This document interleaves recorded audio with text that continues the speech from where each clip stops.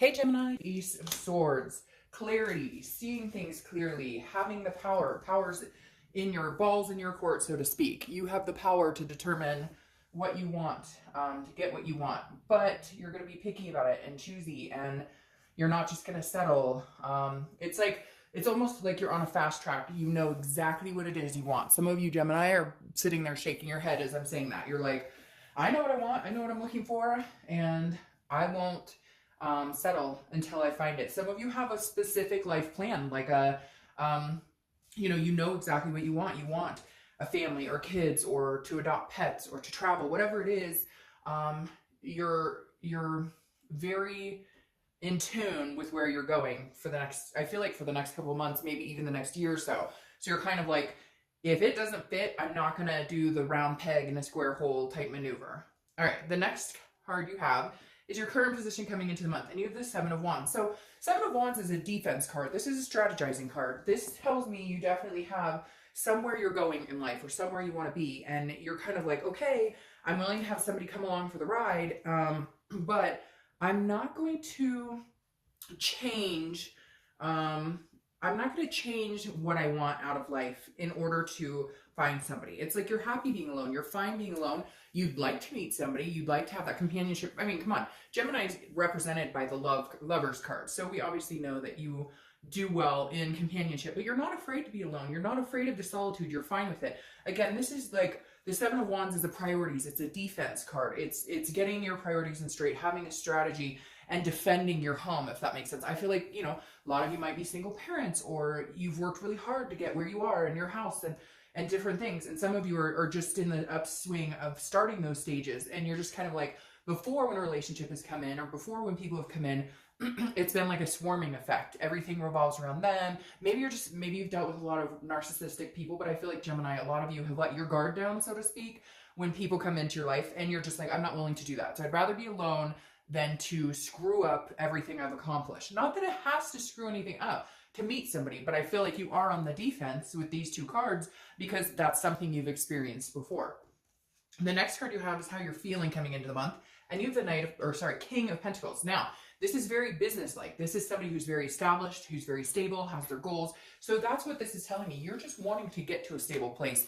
And in order to feel like you'll be stable in a relationship or stable when you meet somebody, you want to have your ducks lined up. You want to have yourself in order because this is how you're feeling. Very king-like, very business-like. This is, the highest of the earth sign cards where it's almost like a business contract. Not that you're going to meet people and conduct it like business, but there's something else here more important to you right now than finding love. You'd like to find love, but again, you want all of your ducks in a row. You want everything.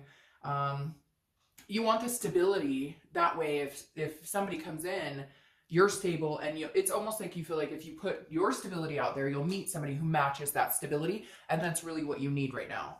The next card you have is anything in your distant past, over the past 5-10 years, that needs to be remembered this month. And you have the Emperor. So you have a lot of stability going on here, Gemini. This tells me a lot of you have been self-focused, career-focused, family-focused, because the Emperor, again, stands very similar to the King. The Emperor is somebody who is traditional, grounded. Now, traditional is different for everybody. What you may think traditional, I may not, etc. But the Emperor is somebody who, in your own traditions, is very structured and very authoritative. It's very interesting because the Emperor represents a king, and you have that going on here. So this tells me that at some point in the past, you did have this, and maybe there was a crash and burn. There was a tower moment, and now you're building yourself back up, and you're like, I'm not going to let go of that. Now, this could even just be internal. It doesn't have to be career and finances. It could be your own confidence. It could be your own self-belief, your own self-worth. At some point that was torn down, and you're like, I will not lose sight of myself ever again. I will not lose sight of my goals, for somebody else. And it's not selfish, but it is self-love. It's more of I know where I'm going. Somewhere along the lines, I got really severely off track. It didn't feel good. It didn't make me feel good. I wasn't at my best, and now the universe is reminding you, you'll get back there. You'll feel that strength and stability again. You've had it before, and it may be that you came from a very stable household. So there are certain things that are very because with the Emperor being traditional, there are certain things that are of value to you that you just will no longer placate for other people.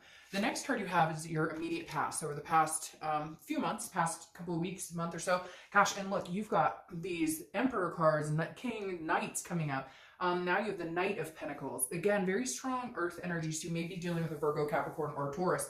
But the Knight of Pentacles is working hard, dutiful, due diligence. So Gemini, you guys are in a place where you're just rocking and rolling. It just feels like you're in a place where you're like, you know, I would love to have somebody come in. I would love to meet somebody. But they got to be banging too. They've got to have their shit on, you know, their shit straight. They've got to have, and I don't feel like you're being overly, you're asking for too much. It just seems like you have your standards before were like down here, and now you're like, no, like you don't need to be driving a Beamer, right? But you need to have wheels to get me to and from a date or something. You know what I mean? Or you can ride the tracks or whatever. I'm not putting down people who don't have cars, but you get what I'm saying. The Knight of Pentacles is somebody who's like, this is what I'm working for. This is what I've made for myself. And so I want to see that too.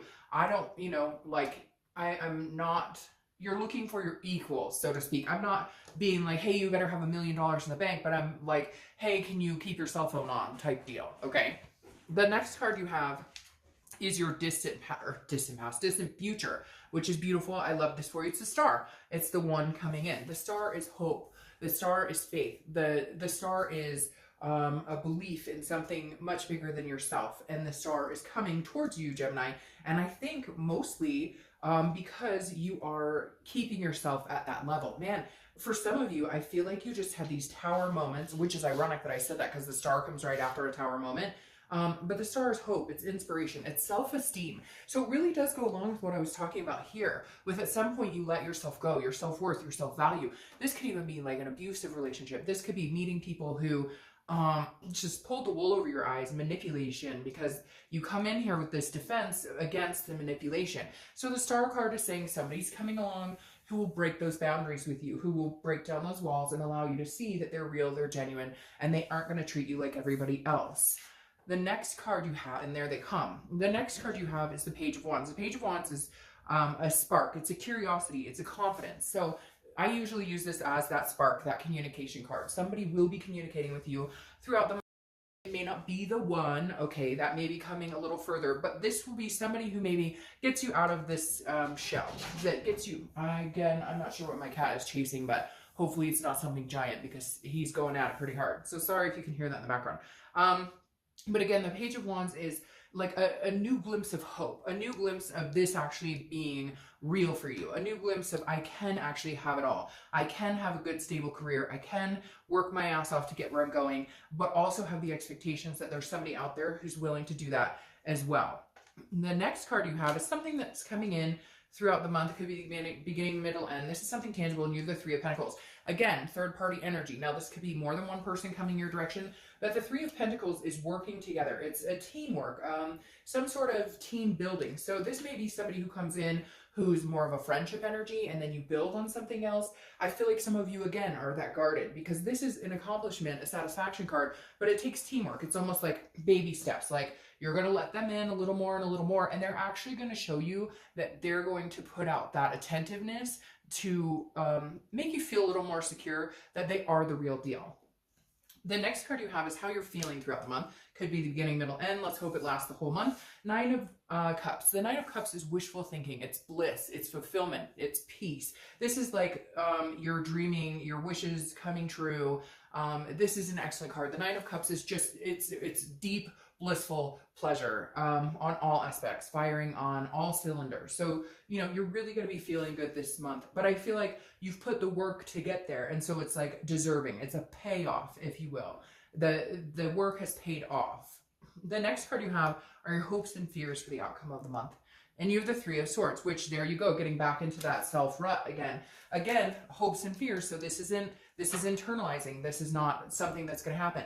But the Three of Swords is despair. It's heartbreak. It's pain. Your biggest fear is that you crash and burn and let go of this beautiful Gemini that you are. So you've got to let go of those fears. I feel like somebody will be coming in that nudges you in the right direction. Excuse me, my throat. When you start talking on these videos over and over, your throat starts scratching. All right, so your outcome is this Six of Swords, travel.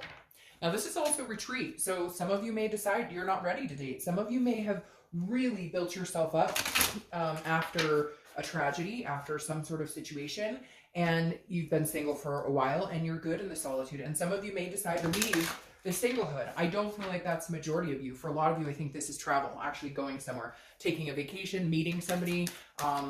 Maybe this person that you meet, maybe you meet them online, maybe you meet them in a meetup group or something, and it turns out they live an hour away. So that doesn't worry me. A lot of times that can mean, again, retreat or abandonment. And for some of you, it may. For some of you, you may not be ready to get back out there yet. You may not be ready. But for the majority of you, I feel like it's going to be something else, like a staycation or some sort of travel with this person, or by yourself. Maybe you already have a cruise or something lined up for the summer, and that may be all that it means. All right, so your clarifying cards, very interesting. Again, another pentacle card, meaning you're still keeping that stability in your head while you're meeting this person. You're still working hard towards the end goal. But that makes me feel very good, because you're meeting somebody here, right?